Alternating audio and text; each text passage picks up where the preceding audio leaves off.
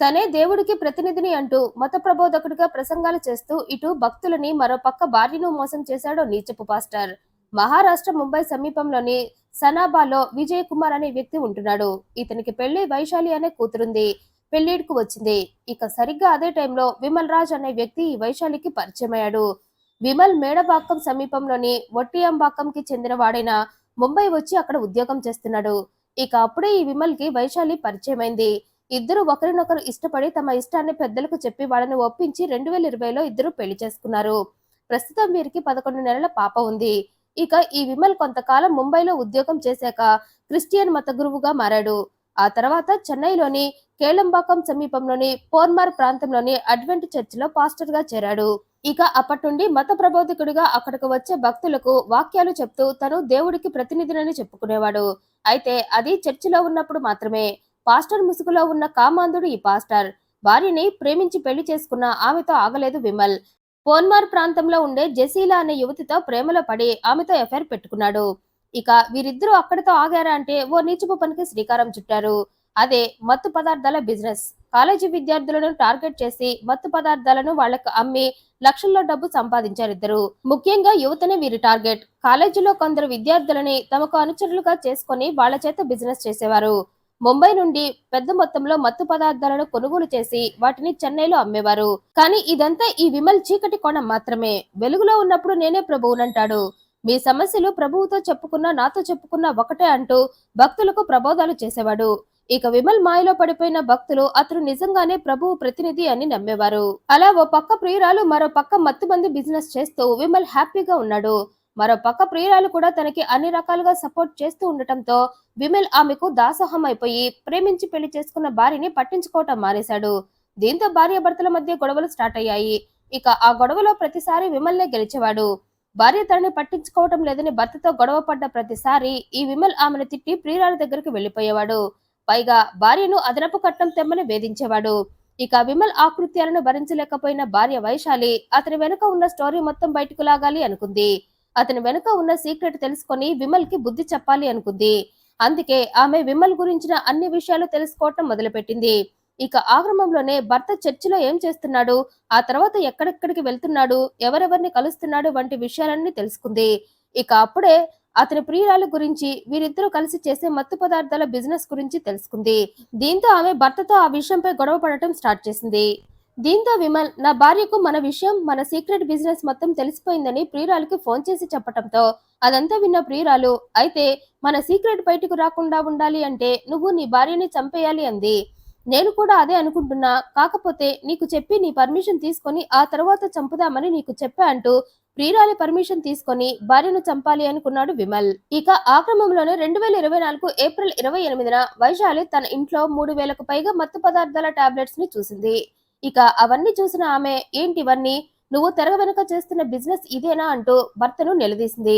దీంతో రెచ్చిపోయాడు విమల్. అవును, అయితే ఏం చేస్తావంటూ భార్యతో వాదనకు దిగాడు. ఇక ఆ గొడవలో వైశాలి నువ్వు చేసే అక్రమ బిజినెస్ మొత్తం బయట పెడతా, నువ్వు నీ ప్రియురాలు చేసే మత్తు పదార్థాల బిజినెస్ గురించి పోలీసులకు చెప్పి మీ ఇద్దరిని చట్టానికి పట్టిస్తా అని బెదిరించింది. ఇక భార్య అలా బెదిరించడంతో పాస్టర్ లో ఉన్న మృగం నిద్రలేచింది. నా సీక్రెట్ తెలుసుకుందే కాక నా బండారం బయట పెడతానని నన్నే బెదిరిస్తావా అంటూ ఆమెను కిందకి తోసేశాడు. దీంతో ఆమె లేవబోయింది. కానీ విమల్ మాత్రం ఈ రోజు నిన్ను నేను చంపకుండా వదలను అంటూ ఆమె లేవకుండా కొట్టి ఆమె మెడ మీద తన కాలు వేసి గట్టిగా నొక్కి ఆ తర్వాత ఆమె ముఖంపై దిండు పెట్టి వైశాలికి ఊపిరాడకుండా చేసి చంపేశాడు. ఆ తర్వాత హడావిడిగా భార్యను తన స్వగ్రామం అయిన వట్టియంబాకంలోని తన పేరెంట్స్ ఇంటికి తీసుకువెళ్లి నా భార్య ఉన్నట్లుండి కింద పడిపోయిందని, హాస్పిటల్ కి తీసుకువెళ్తుంటే దారిలోనే చనిపోయిందని వాళ్లకు చెప్పి హడావిడిగా వైశాలి శవానికి అంత్యక్రియలు చేయడానికి రెడీ అయిపోయాడు. అయితే కొడుకు సడన్ గా కోడలి చావు వార్త చెప్పి హడావిడిగా అంత్యక్రియలకు ఏర్పాట్లు చేస్తుండటంతో వారికి ఏం అర్థం కాక విమల్ పేరెంట్స్ ఆ విషయాన్ని వైశాలి పేరెంట్స్ కి చెప్పారు. కూతురి చావు వార్త వినగానే పేరెంట్స్ ఆమె శవం దగ్గరకు వచ్చారు.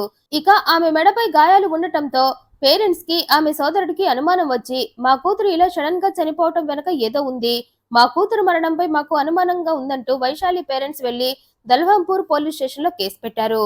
ఇక కేసు నమోదు చేసుకున్న పోలీసులు హడావిడిగా అంత్యక్రియలు చేస్తున్న వైశాలి శవాన్ని హ్యాండ్ ఓవర్ చేసుకున్నారు. అంత్యక్రియలు ఆపేసి వైశాలి శవాన్ని పోస్ట్ మార్టానికి పంపి విమల్ని పట్టుకుని విచారిస్తే వైశాలి సడన్ గా కింద పడిపోయిందని, హాస్పిటల్ కి తీసుకువెళ్తుంటే దారిలోనే చనిపోయిందని పోలీసుల్ని నమ్మించే ప్రయత్నం చేశాడు. నా భార్యకు ఉన్నట్లుండి ఆరోగ్యం క్షీణించింది. దీంతో నేను ఆమెను ప్రాణాలతో కాపాడుకోవాలని వెంటనే హాస్పిటల్ కి తీసుకువెళుతుండగానే దారిలో ఆమె కుప్పగూలిపోయిందని, ఏంటా అని చూస్తే ఆమె చనిపోయి ఉందని చెప్పాడు. అంతకు మించి తనకేం తెలీదన్నాడు. కానీ పోస్టుమార్టం రిపోర్ట్లో వైశాలిది హత్య అని తేలింది. దీంతో పోలీసులు విమల్ని పట్టుకొని వారి స్టైల్లో విచారించగా తనే వైశాలిని చంపినట్లు ఒప్పుకున్నాడు. ఇక విచారణలో విమల్ పాస్టర్ ముసుగులో చేసిన మత్తు పదార్థాల బిజినెస్ మొత్తం బయటపడింది. పైగా ఆ బిజినెస్ మొత్తం అతను తన ప్రియురాలు ఇద్దరు కలిసే చేశారని విచారణలో తేలింది. విమల్ ప్రియురాలికి అలవాటు పడి భార్యను చిత్రహింసలు పెట్టాడని తేలింది. అదనపు కట్నం కావాలని కూడా భార్యను వేధించాడని తెలిసింది. పైగా పుట్టింది ఆడపిల్ల కావటంతో మరింత డిప్రెషన్ లోకి వెళ్లిపోయినట్లు కూడా తెలిసింది. వారసుని కనకుండా ఆడపిల్లను కని నా నెత్తిన పెడతావా అని భార్యను విపరీతంగా వేధించినట్లు విచారణలో పోలీసులకు తెలిసింది. దీంతో పోలీసులు విమల్ ని అతని ప్రియురాల్ని అరెస్టు చేశారు. అయితే జైలుకు వెళ్లిన విమల్ కొద్ది రోజులకే బెయిల్ పై బయటకు వచ్చాడు. అయితే ఆ విషయం తెలిసిన వైశాలి తల్లి మద్రాసు హైకోర్టులో కేసు వేసింది. నా కూతుర్ని నా అల్లుడు ఒక్కడే హత్య చేసి ఉండడు, ఖచ్చితంగా అతనికి ఇంకెవరో హెల్ప్ చేసి ఉండాలి అని ఆరోపిస్తూ ఆమె కోర్టుని ఆశ్రయించడంతో కోర్టు మళ్లీ విమల్ పై విచారణ జరపాలని ఆదేశించింది. దీంతో ప్రత్యేక బలగాలు వేగంగా విచారణ చేపట్టాయి. ఇక అందులో పలు విస్మయకర సమాచారం తెలిసింది. వైశాలిని ఓ ముఠాతో కలిసి ఈ విమల్ చంపేశాడని తెలిసింది. కోవిలంబాకంకి చెందిన దినేష్, చంద్రశేఖర్, అరవింద్, అజయ్, నంగనల్లూరుకి చెందిన మైదిల్, క్రిస్టోఫర్, శంకర్ టోటల్ గా 7గురితో కలిసి అతను వైశాలిని చంపినట్లుగా తేలింది. పైగా ఈ 7గురు ఓ కాలేజ్ స్టూడెంట్స్ అని తెలిసి ఆశ్చర్యపోయారు పోలీసులు. వీరందరికీ మత్తు పదార్థాలు అలవాటు చేసి వాళ్లతో కలిసి విమల్ కాలేజీలో బిజినెస్ చేస్తున్నాడని తెలిసింది. దీంతో ఆ 7గురిని కూడా పోలీసులు అరెస్టు చేశారు. ఇక పాస్టర్ ఇంట్లో స్వాదా చేయగా 3000 మత్తు పదార్థాల టాబ్లెట్స్ వారికి దొరికాయి. భార్యకు ఆ సీక్రెట్ తెలిసిందనే విమల్ తన ప్రియురాలి సహకారంతో ఆమెను చంపేసినట్లుగా తెలిసింది. ఇక వాటన్నింటినీ స్వాధీనం చేసుకున్నారు పోలీసులు. ఇక ఈ వార్త చెన్నైలో తీవ్ర కలకలం రేపింది. తన సీక్రెట్ బిజినెస్ తెలుసుకుందని భార్యని నిర్దాక్షిణ్యంగా హత్య చేశాడు పాస్టర్. పైగా నిజాన్ని సమాధి చెయ్యాలి అని విశ్వ ప్రయత్నాలు చేశాడు. కానీ నిజం నిప్పు లాంటిది, అది బయటకు రాకుండా ఉండదు. ఆలస్యంగా అయినా నేరస్తులను పట్టిస్తుంది. అలాగే పాస్టర్ కూడా పోలీసుల చేతికి చిక్కాడు.